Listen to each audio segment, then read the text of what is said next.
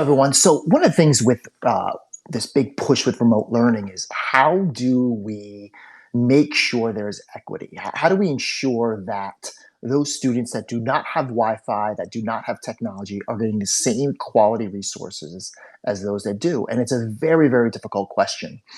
If the coronavirus has taught us one thing, it is the immense inequities, the digital gaps, the digital divide that exists in our country and beyond. And that's something that we have so much work to do. But what I want to do quickly is try to provide some practical ideas to provide quality remote learning for kids that are disadvantaged, for kids that don't have Wi Fi, that do not have technology resources. And I'm not saying that these are the best ideas, but I will say they are practical and we can make them work. But as I rattle through some of these ideas, what we have to think first and foremost is how will we get this information out to our parents?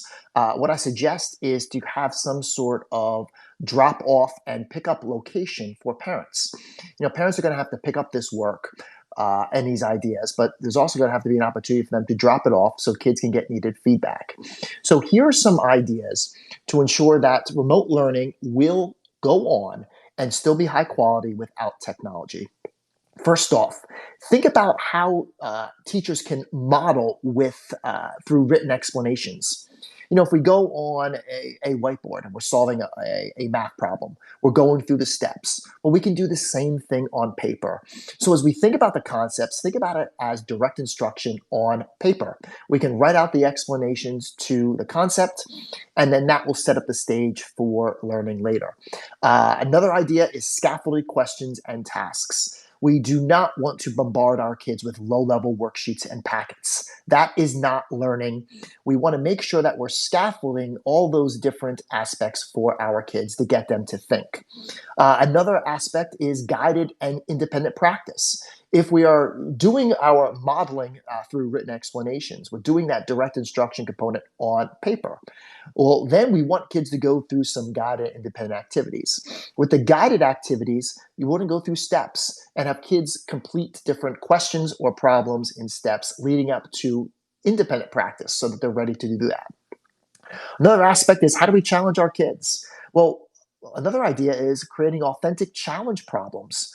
If we're giving our kids primary source documents, if we're giving them the reference materials, the whole idea is to then scaffold the questions, but then get them to apply their learning where they're solving real world predictable and unpredictable problems. Just because kids are home, it doesn't mean we should not challenge them. And that's another idea to get away from those low level worksheets. Another idea, which is a no brainer in my opinion, is independent reading and reflective questions. For kids that are at a lower Lexile, consider providing them reading recommendations, but encourage our kids to read. But get some reflective questions. Why did the author state that? Explain his or her perspective. So, again, I'm not the expert here, thinking about the teachers to come up with those ideas because they know their kids best. Another strategy that does not incorporate technology is movement. With remote learning, often we find ourselves sitting at a computer, sitting at a desk. If kids are just sitting around doing worksheets and packets, that's not what we want. So think about ways to incorporate movement into any type of remote learning day. Another strategy that can be utilized without technology are playlists and choice boards. They're great blended learning strategies, but think about a playlist, a list of activities that kids get to choose the order. It doesn't have to involve technology. Same thing with a choice board. We could develop our choice boards on paper, and kids would then choose however set many of activities the teacher wants them to engage in. And finally, reflective writing journals. At the end of the day, don't we want kids to reflect on why they learned this, how they're going to use it, and not just what they learned?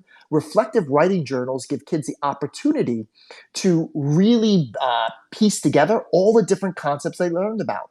And it's an opportunity for closure, per se. But at the end of the day, when we think about those reflective writing journals, kids can process, what they learned in math, what they learned in science, what they learned in history, ELA, the arts, so on and so forth, and really process again what they thought about. So I'm not saying these are the best ideas, but they are ideas that can be implemented without technology. Please, on social media, feel free to share other ideas that you are finding successful without the use of technology.